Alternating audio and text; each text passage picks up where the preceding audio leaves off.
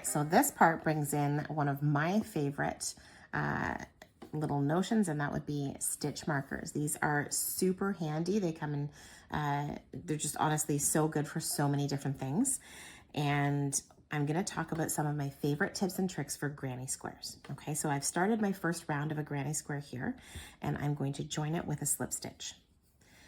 Now, a lot of granny square patterns are gonna tell you to chain 2 or chain 3 here, and then reach over to this corner over here and go from there.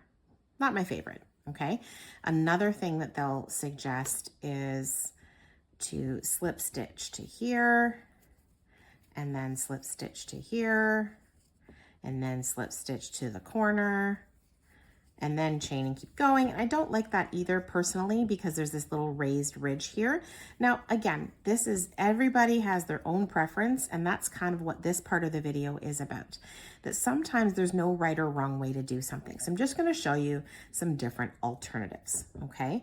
Now, if you are making a straight up granny square, okay, and you aren't worried about it turning into a particular shape other than a square, or changing colors, like if it's all one color and you're not doing some fancy footwork here, you just need one color square or one yarn, you know, it might be color changing on its own, that just goes around and around and makes bigger rows each time, then this is my personal favorite trick. So I slip stitch to join, and I chain 2, and I turn around.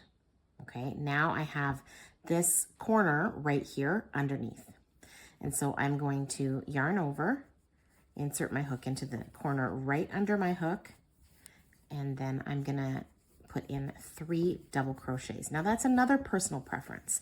A lot of patterns will tell you that that first chain 2 counts as your double crochet.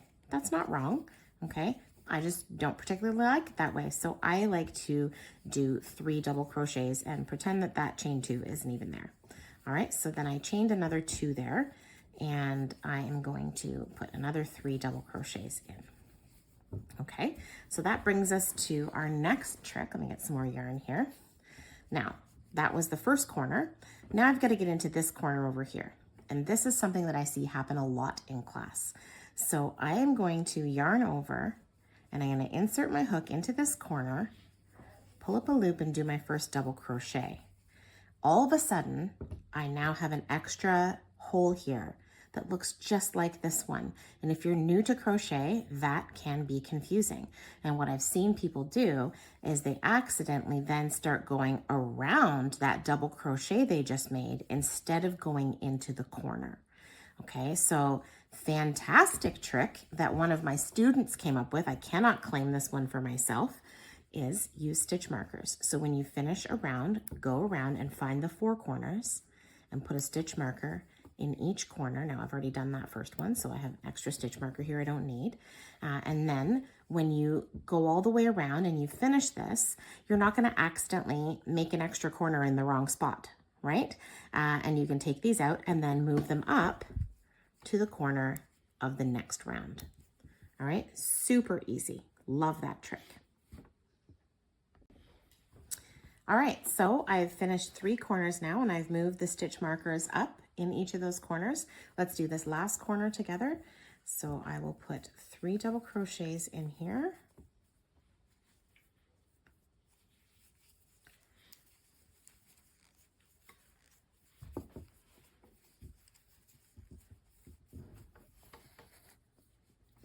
I'm going to chain 2 and then add 3 more double crochets. It's getting a little tight with that stitch marker, so I'll take that out.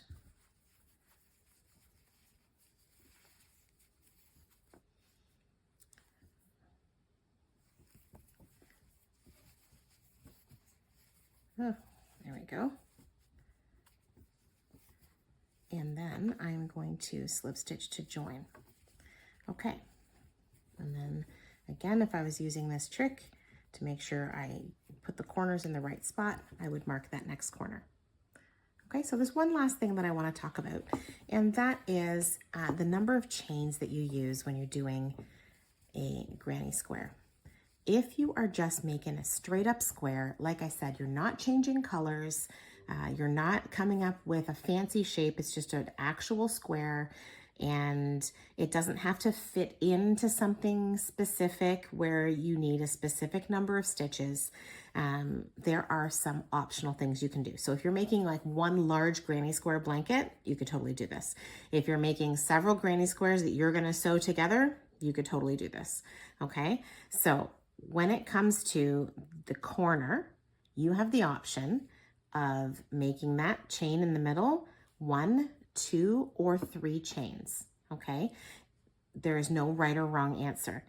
When you make it 1, your corners are going to be slightly more rounded, less square, okay? When you make it 3, they're going to be a little more pointed than what I have here, all right?